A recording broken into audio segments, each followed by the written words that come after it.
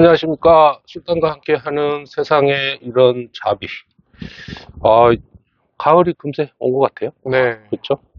오늘 굉장히 귀중한 게스트 한 분 모셨습니다. 아주 멋진 게스트. 본인 소개 부탁드리겠습니다. 네, 안녕하세요. 저는 유튜브 부자탐사대라는 채널을 운영을 하고 있고요. 또 이제 대학교에서도 주식 투자를 강의를 하고 있는 효라클이라는 닉네임을 쓰고 있습니다. 반갑습니다. 부자탐사대, 그 다음에 주식 투자 지금 강의도 하시는 건가요? 네네. 대학에서. 네, 이제 개강해가지고 오. 네, 2학기 시작을 했습니다. 야, 지금 그러면은 이제 본업이 주식 투자신 거죠?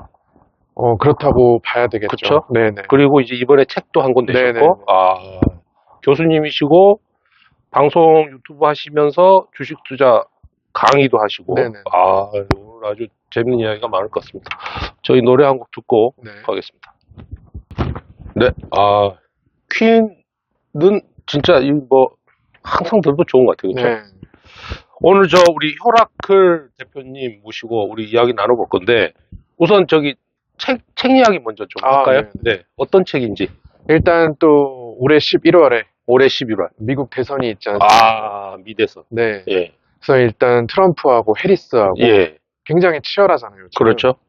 그래서 사실 누가 대통령이 되냐에 따라서 주식시장도 많이 영향을 받을 수밖에 없기 때문에 이제 사람들이 과연 이제 누가 대통령이 될까 그리고 그거와 연관지어서 누가 대통령이 되면 어떤 이제 종목들이 오를 수 있는지 그런 거를 정리한 책입니다. 야, 굉장히 흥미있겠는데? 그게 이제 트럼프 후보가 네. 총을 맞기 전까지는 사실상 미국 대선이 당연히 트럼프가 이기는 것으로 좀 그런 분위기였거든요. 네. 근데 이제 총을 맞으면서 극적으로 후보가 민주당 쪽에 후보가 바뀌면서 갑자기 지금 또 네. 접전이 그렇죠. 접전으로 됐기 때문에 굉장히 좀 흥미가 많은 대선입니다. 책 제목은 어떻게 되죠? 미국 대선 관련주 투자 가이드. 미국 대선 관련주 투자 가이드. 네네. 그러면은 제가 죄송스럽게 아직 책을 못 봤는데 네네네. 예를 들어서 이제 트럼프가 당선됐을 때 이런 종목이 좀 뜰 것이다. 약간 요런. 그렇죠. 그런 책이고요. 네.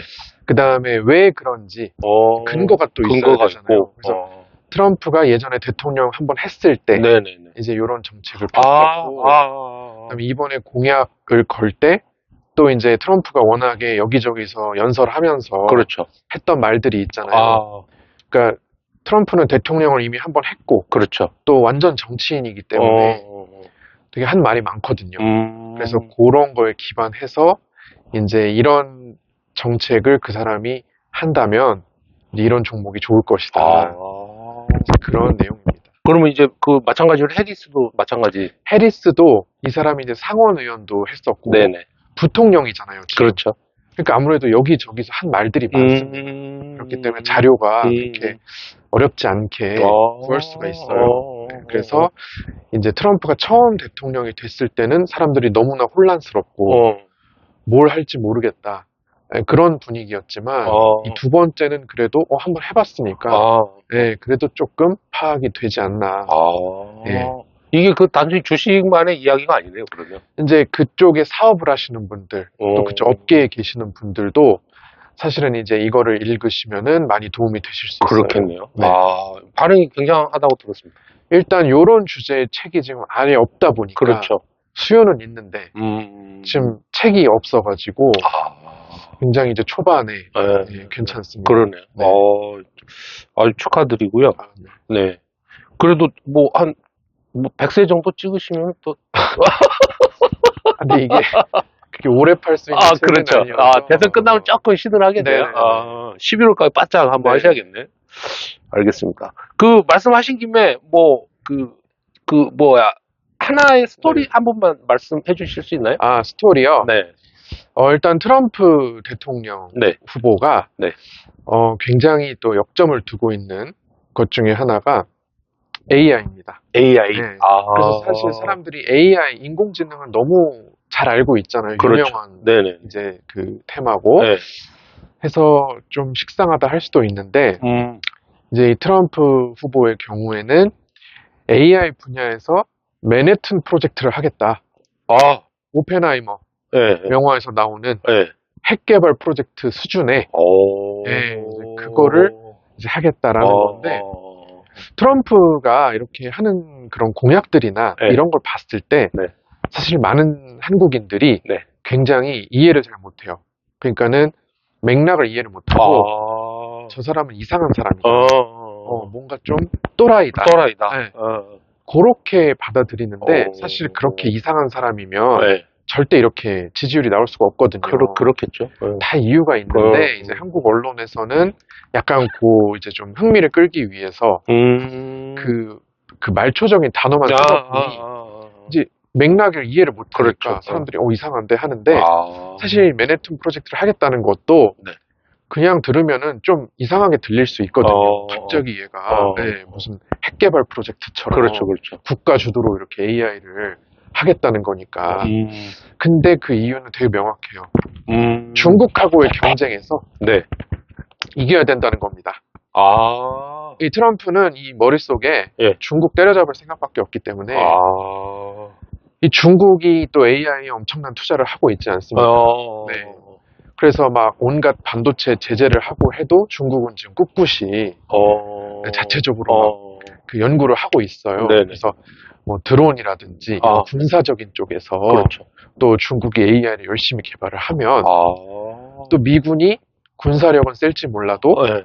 전투에서 이길 수 없을지도 모른다.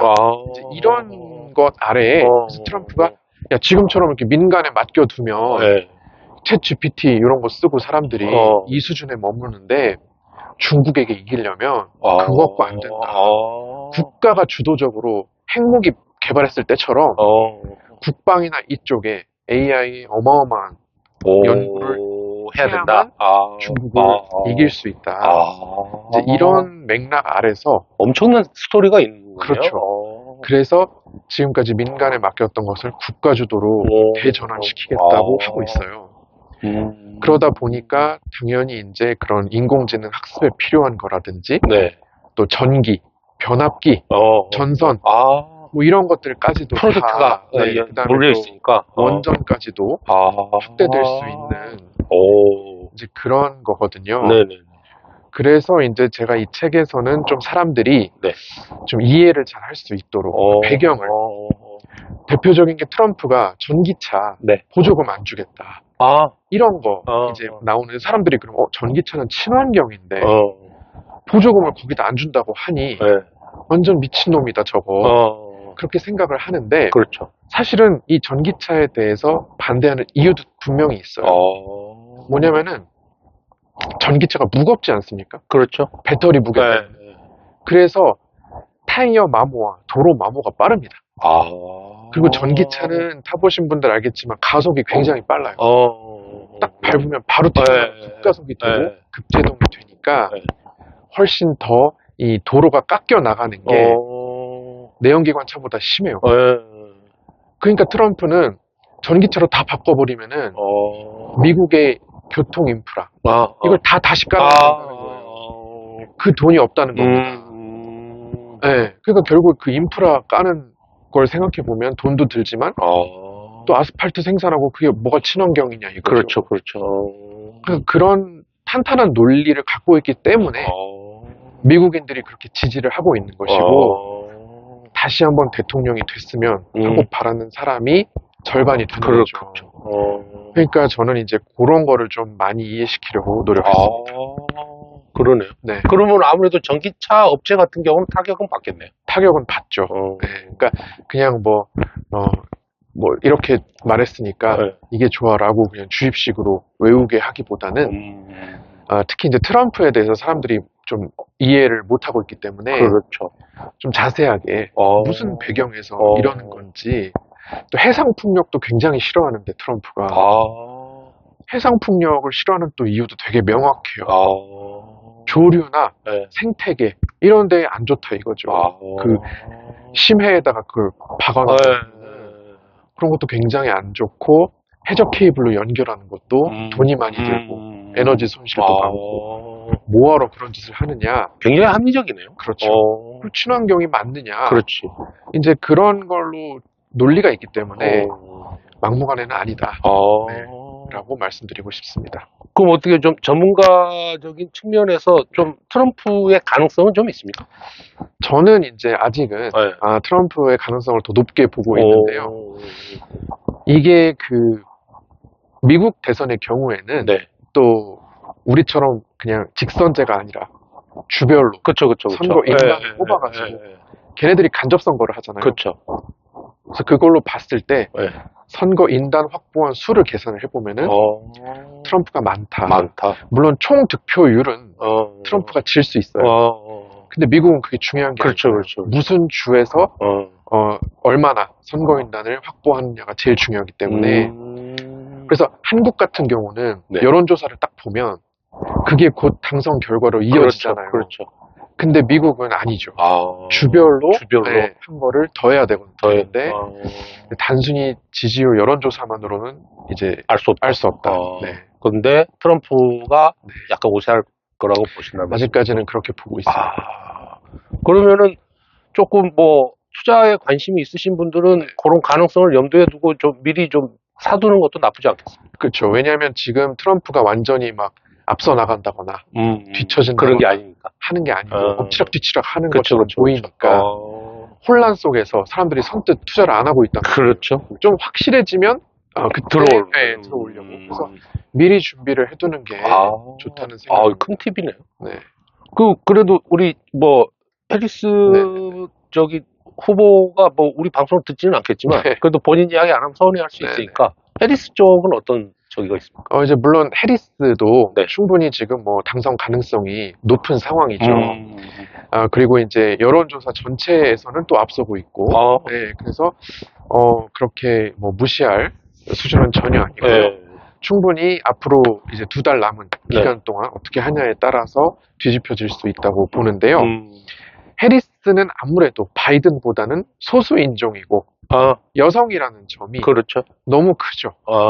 그래서 이전 대선은 둘 다 백인 할아버지였기 때문에 사실상 그런 젠더 이슈나 이런 거는 좀 없었는데 해리스는 전혀 다릅니다. 그래서 여성이고 소수 인종이라는 점이 또 이제 미국의 그런 다인종 사회니까 여러 유권자들한테 좀 어필을 하는 게 분명히 있고요. 그래서 일단 해리스는 그 존재 자체만으로도 상징성이 있다. 그래서 뭐 그런 이제 이점은 확실히 있고요. 그 다음에 이제 해리스가 여성이다 보니까 뭐 낙태권의 인정이라든지 여성의 권리 같은 이제 그런 점에서 또 트럼프와는 완전히 차별화되는 모습을 보이고 있습니다.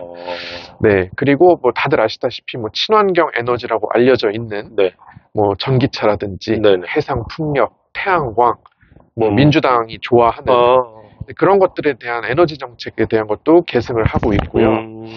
그래서 이제 기본적인 전통적인 민주당의 그런 공약들을 그대로 이어감과 동시에 여성과 소수 인종이라는 특이성이 더해져서 그런 것들이 이제 좀 더 진보적인 쪽으로 더해졌다. 이렇게 보시면 됩니다. 굉장히 재밌네요.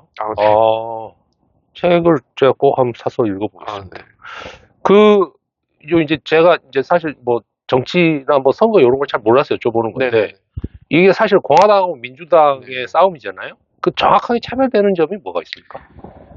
이제 그 가장 큰 뭐 차이점이라고 한다면은 뭐 부자에 대한 세금 정책이라든지 이제 이런 것들이 큰 차이를 보이고 있어요. 에너지 정책도 그렇지만 기본적으로는 이 조세 정의에 대한 태도가 다르죠. 세금. 그래서 민주당은 부유층에게 세금을 많이 걷어서 사회복지나 이런 쪽에 쓰는 게 맞다라는 거고 공화당은 감세 정책을 통해서 세금을 아낀 만큼 기업들이 투자를 하고 고용을 하게 만든다. 이제 이런 게 가장 이제 근본적인 차이라고 볼 수가 있습니다. 뭐가 맞고 틀리고의 문제는 아닌 것 같습니다. 그게 이제 그 시대상에 따라서 그 시대 환경이 원하는 게 무엇인가. 그러네. 네, 이제 그런 거에 따라서 달라진다고 할 수 있습니다. 트럼프가 또 대통령을 하고 싶어 하는 이유는 뭘까요?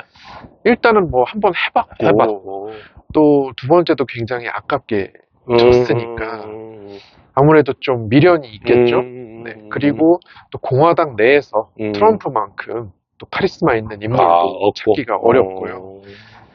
그래서 트럼프는 아마 하고 싶은 게 굉장히 많을 거예요. 그렇겠네요. 그러니까 일기 때 좀 아쉬웠던 것들을 해보고 싶었는데 선거에서 지는 바람에 못한 거를 이번에 한번 뭐 해보고 싶다는 게 상당히 강할 것 같고요.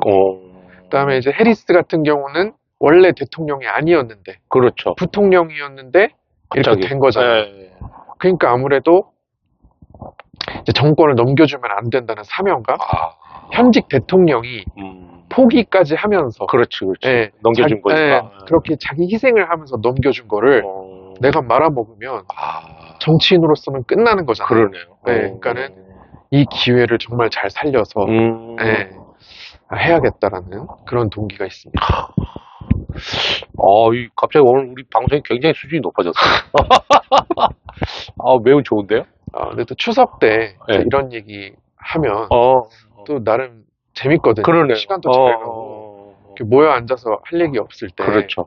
미국에서 책도 이렇게 하면서 이런 책이 있다, 이런 흥미있는 얘기가 있다 이러면 또 아직 지금 종이책은 아직 안 나온 거죠? 네, 지금 이북이 나왔고 이북. 종이책은 이제 다음 9월 10일에 9월 10일에 나옵니다. 그럼 9월 10일에 종이책은 이제 구매할 수는 있겠네요. 네네. 내용이 진짜 너무 좋은데요? 미국의 대통령은 한 번 하고 계속 나올 수가 있나요? 그러니까 2번까지 됩니다. 세 번은 안 되고? 3번은 안 되고 재선까지 가는데 재선까지. 보통은 이제 연이어서 하죠. 그렇죠. 클린턴이나 오바마처럼. 근데 트럼프는 한 번 졌기 때문에. 근데 사실은 한 번 지면 그 사람이 다시 대통령 후보로 나오긴 힘들잖아요. 그렇죠. 근데도 트럼프는 이제 그걸 해낸 상태입니다. 그러네. 대단한 사람이에요, 그렇죠? 그렇죠. 미국 대통령이라는 게 뭐 아무나 되고 싶다고 될 저기도 아닐 건데. 근데 이게 사실은 미국 대선이라고 해도 사실은 선거판이라는 게 굉장히 좀 지저분할 수 그렇겠죠. 그렇죠? 네. 뭐 한국만큼은 아니겠죠. 그러니까 뭐 제가 뭐 미국에 살아보진 않아서 모르겠지만 아무래도 뭐 선거 권력이 있는 곳은 당연히 또 부패가 있게 마련이고 뭐 그런 것들이 있긴 있겠죠. 돈이 물려 있고 하니까. 그렇게. 이 책이 매우 재밌을 것 같습니다. 지금 어떻게 이북 판매는 꽤 됐습니까? 이북 판매는 이제 나오자마자 이제 전체 분야에서 이제 4위, 경제 경영에서 1위를 하면서 이게 돌풍이네요. 굉장히 사람들이 좀 신기해하면서 사는 것 같아요. 이런 책이 다 있네 하면서 좀 사는 것 같습니다. 타이밍은 진짜 아주 적절한 것 같습니다. 그렇죠. 제가 최대한 이제 추석 전에 해서 사람들이 이제 이런 책이 있구나. 추석 때 또 얘기할 수도 있고 또 그렇게 대비할 수 있게 하려고 했습니다. 그러네요. 좀 많이 좀 팔려. 근데 이북이 좀 단가가 싸잖아요. 아니요, 이북하고 종이책이 가격이 같습니다. 그래요? 네. 그걸 또 그렇게 책정을 하셨네요. 네, 그러니까 이북이 지금 먼저 나오기 때문에 그 가격이 낮을 필요가 없다. 그렇게 생각을 했어요. 지금 이게 첫 번째 책은 아니시죠? 네, 요게 이제 5번째 책입니다. 아주 뭐 그러면은 그 전에 낸 책도 다 이제 그 주식 관련된. 네, 다 주식 관련된 거였어요. 반응들은 좀 어땠습니까? 그러니까 제가 처음에 책을 낼 때가 이제 뭐 2021년 그럴 때였기 때문에 그때는 주식책만 내면 다 잘 팔릴 때여가지고 주식에 관심이 많으니까 워낙에 수요가 많을 때여가지고 굉장히 그때는 운도 좋았고 해서 많이 팔렸었고요. 근데 지금 와서는 이제 주식 하나만으로는 좀 책이 잘 안 팔리기 때문에 제가 이제 부동산 하시는 분들하고 같이 매년 이제 트렌드서를 또 씁니다. 내년 트렌드가 주식은 이렇고 부동산은 이렇고 해서 이제 주식과 부동산 독자들을 한 번에 이렇게 좀 만족시킬 수 있는 그래서 부트라고 네. 부자되는 트렌드. 그래서 부트 2024, 부트 2025 이렇게 이제 나올 예정이고요.